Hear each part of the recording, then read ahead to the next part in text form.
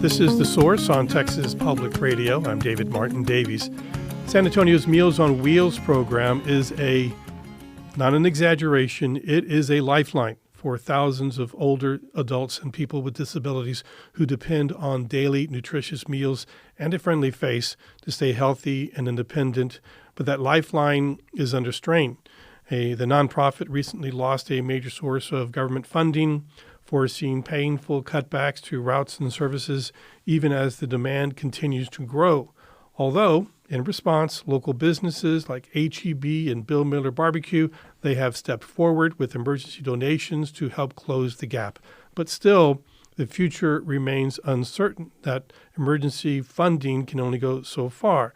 Joining us now is Vincent Ferris, the CEO of Meals on Wheels San Antonio, to talk about how this funding shortfall is affecting people that they serve, what's being done to fill the gap, and how the community can help. And Vincent, welcome to The Source. Thank you. Glad to be here.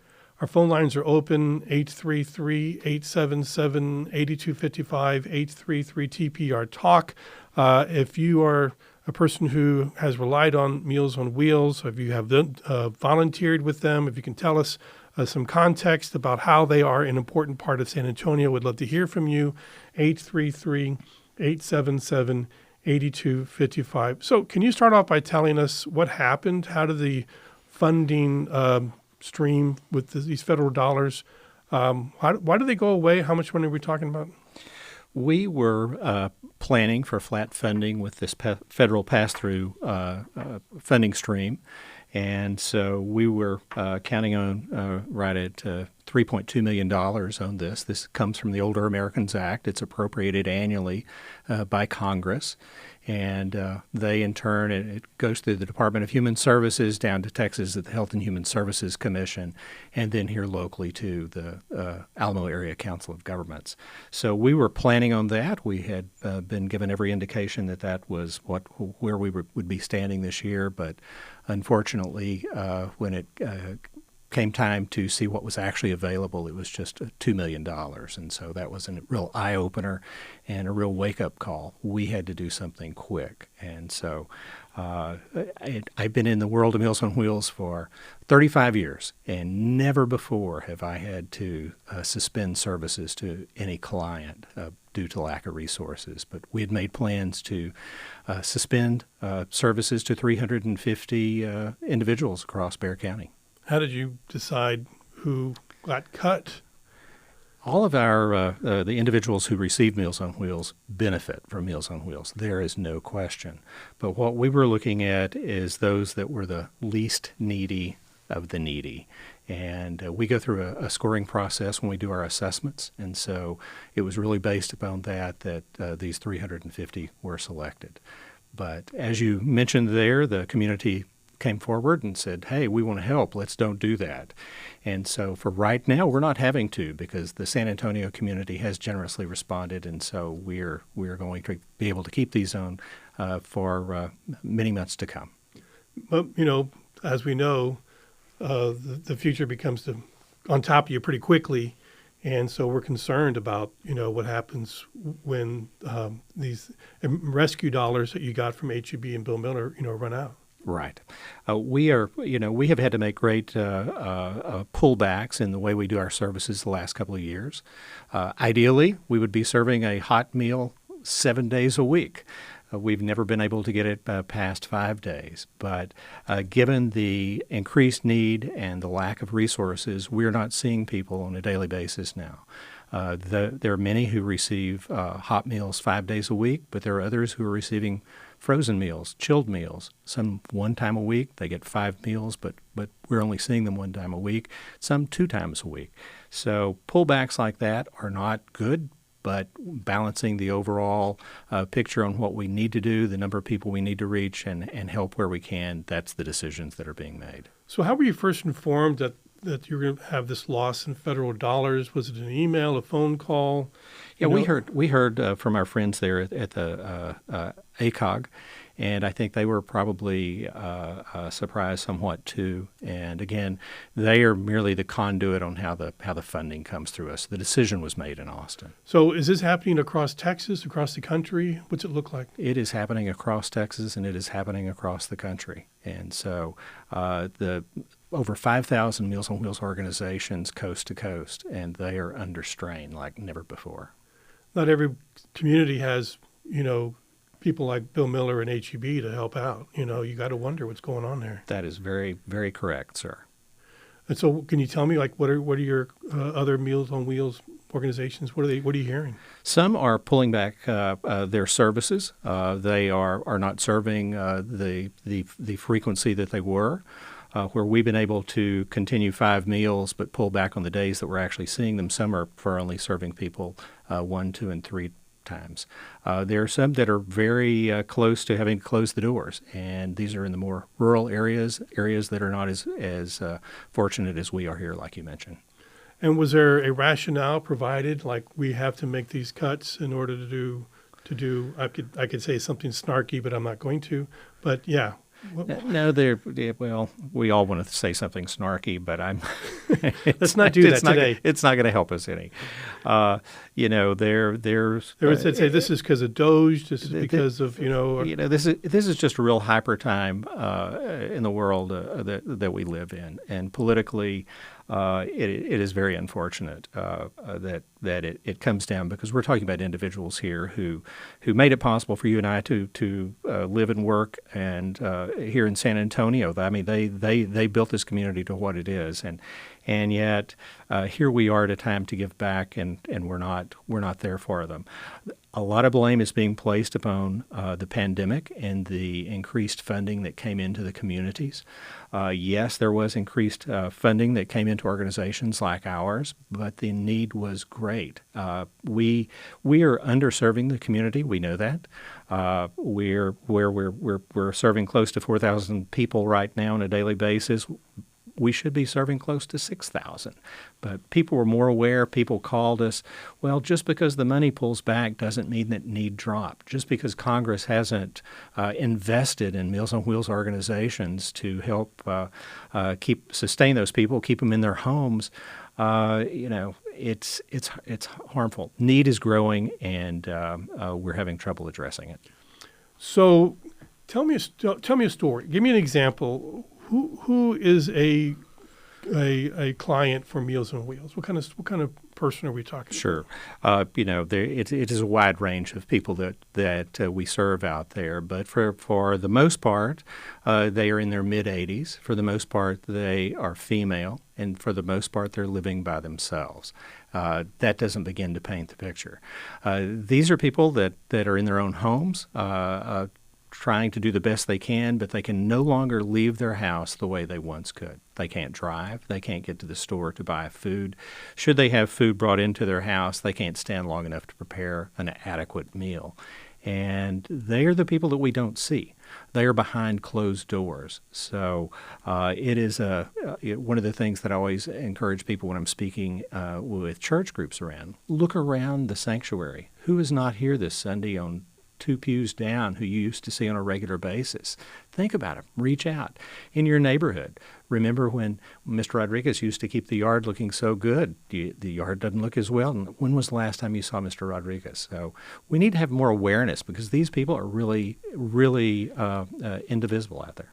And that's also one of the benefits of Meals on Wheels, is that you do this constant sort of wellness check on people. That's correct. Can you talk about that?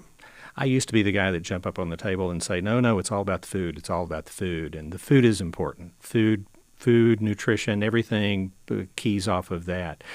But the longer I've been in this business, the more that I realize the daily check is every bit as important. It lets people know they're not forgotten. It gives them a purpose to continue on.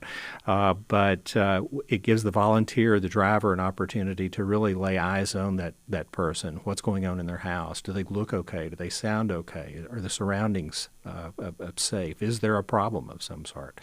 And which we in turn can take action if necessary. And if there's a problem, then you guys know who to call. Yes. And follow up on that. And the delivery people, They have begin a relationship. They know the names. They know these people. Right. We have some volunteers who've been delivering with us for over 20 years. There are many, many relationships developed there. One of the most touching things that I experienced pretty early on in my time here in San Antonio, our friends at Valero had regular routes, and they were delivering this one individual who didn't have any family at all. And they all really almost adopted her. And she lived up until her 90s, but when she passed away, they held a memorial service for her there at the Valero campus, and she was just like family to them. And that's the type of relationships that are built. So these are things that we can only develop. I mean, it's like have a community, but we got to have community support, and the federal dollars, they're essential. I mean, these are our tax dollars. This is what a lot of people want to pay their taxes for, to make sure that we help the people that need help. We got to take a break here. Our phone lines are open. Charlotte, I'm going to give you another chance, try and get you on the air. 833-877-8255, 833-TPR Talk, talking about Meals on Wheels in San Antonio. They lost federal dollars. Bill Miller, HEB, stepped up emergency funds. What happens when those funds run out? What are the services that the Meals on Wheels provide? And what questions and comments do you have? 833-877-8255. The Source continues right after this. Support for the Source podcast comes from UT Health San Antonio, South Texas' largest academic research institution, where what is discovered in its labs translates into life-changing patient care. More at uthealthsa.org. Tired of spending so much time and money on vehicle maintenance and repairs? Make this October Cartober when you donate a car, truck, or RV to TPR. Visit tpr.careasy.org or call 877-486-1227 to get started. You're listening to The Source on Texas Public Radio. I'm David Martin Davies. We're talking about Meals on Wheels San Antonio. We're joined by Vincent Veras, the CEO of Meals on Wheels, and talking about how the funding shortfall is affecting their operations, the people that they serve, what's being done to fill the gap, how the community can help. The number is 833-877-8255. Charlotte, are you there? Okay, I have been doing Meals on Wheels. I've been delivering meals for Meals on Wheels since 2008 when I retired. And I'm 78 years old, and some of my clients are 78, but some are 100. And each one is unique. Each one has a life story. And one thing, I don't know if your guest said this, but sometimes Meals on Wheels gets involved in helping them, especially if they've had something real hard. Like, for instance, I've had two clients that also got, they couldn't pay their rent, so they were kicked out. But they have people that they can there, and also that they can connect with the city that helps these people, and also in the council, whatever council they're in.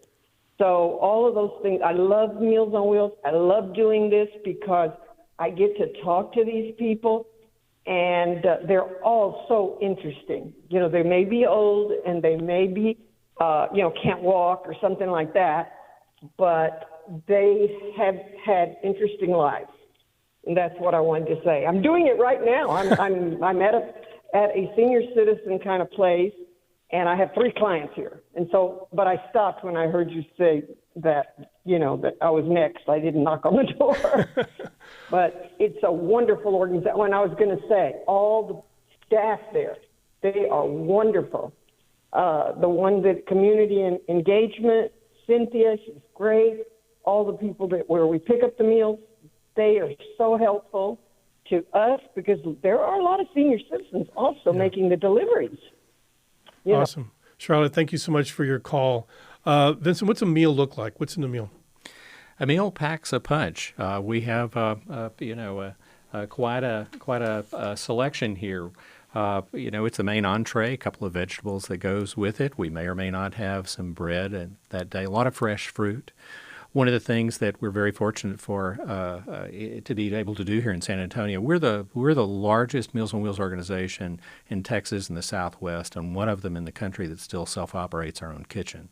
So we get to design the menus, plan the menus, and as such, we get to have some really fun things. It's not some corporate menu that's being cranked out. So it's much more San Antonio tailored.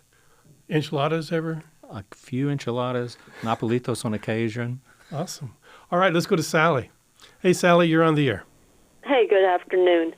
I wondered if you could explain to me about the program, how Meals on Wheels feeds us at the Senior Center. All right, Sally, thank you for that great question. Appreciate it.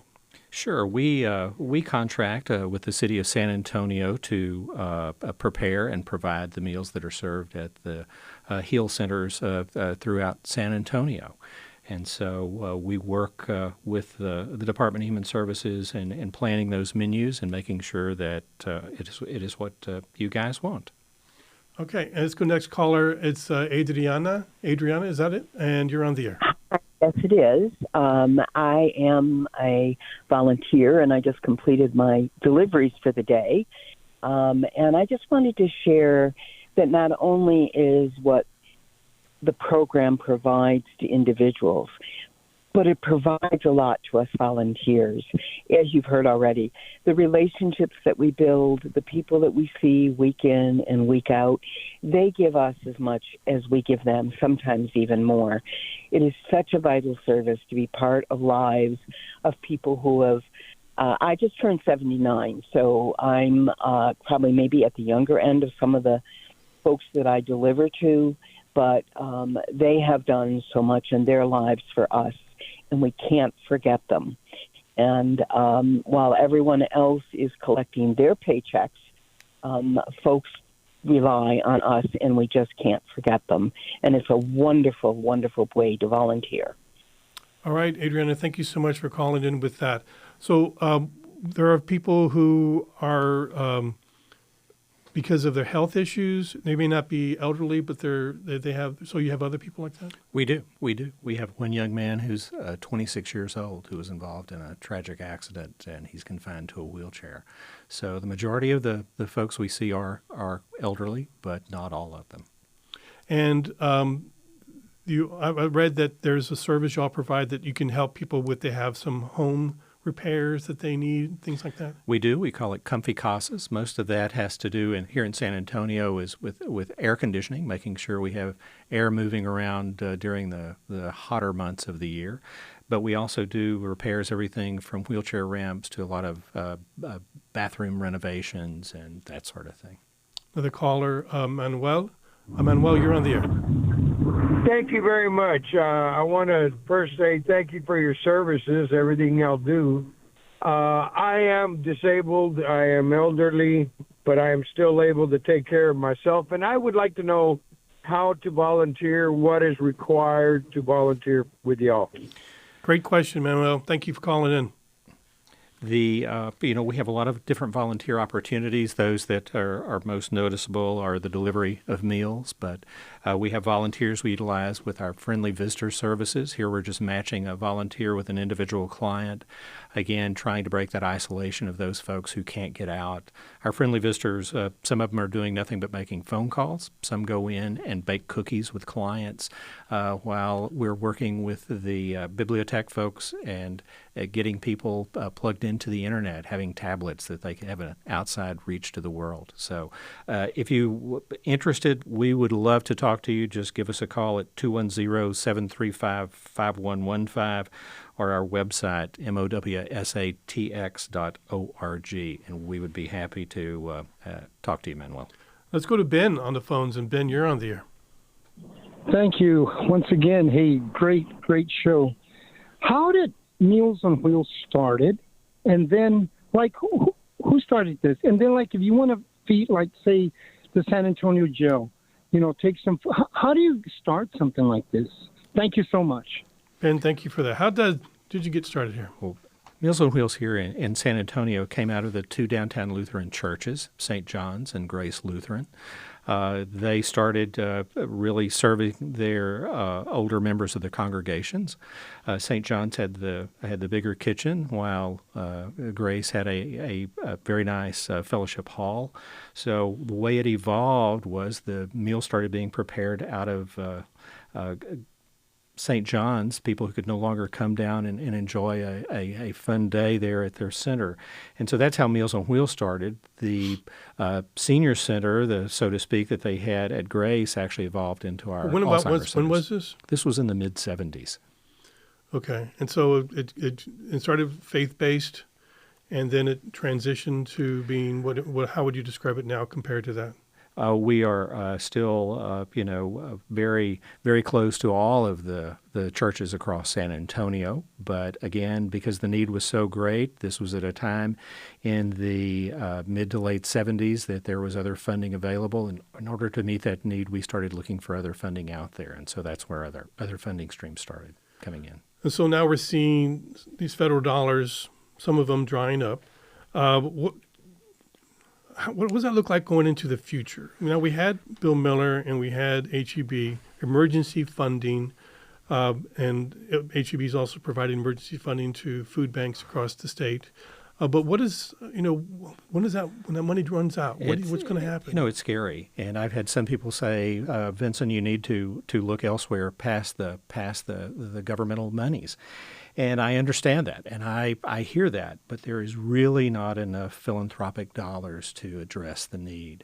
In overall aging services, aging issues nationally, there's only 1% of philanthropic dollars that are going in that direction.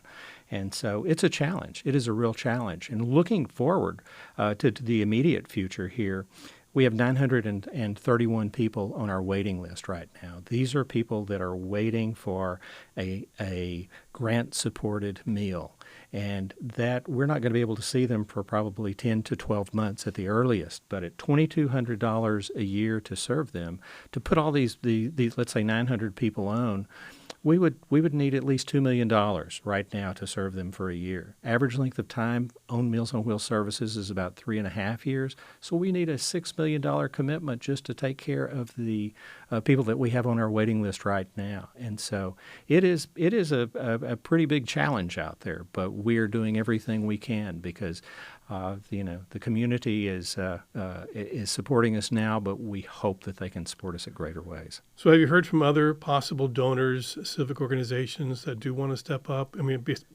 Beyond HEB and Bill Miller? Yes.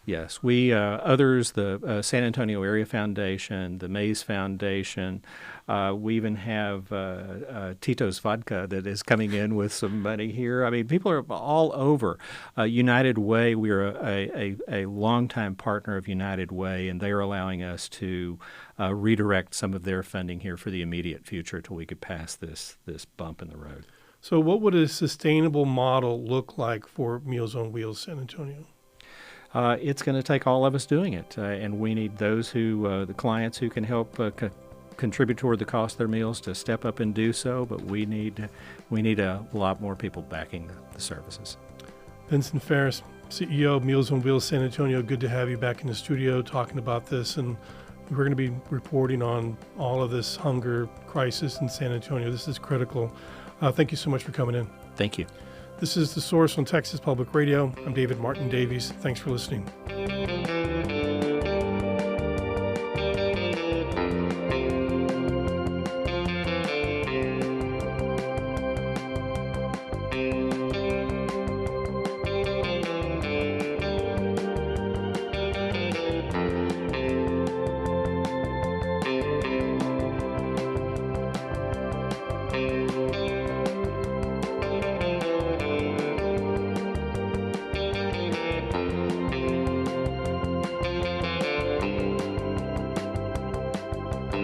This has been The Source on Texas Public Radio. The Source is hosted by David Martin Davies. Tim Gutierrez is the show's producer. Additional production support from Steve Short, Ruben Garcia, Yvette Benavides, and Dan Katz, Vice President of News. The Source is made possible with support from the Gladys and Ralph Lazarus Foundation.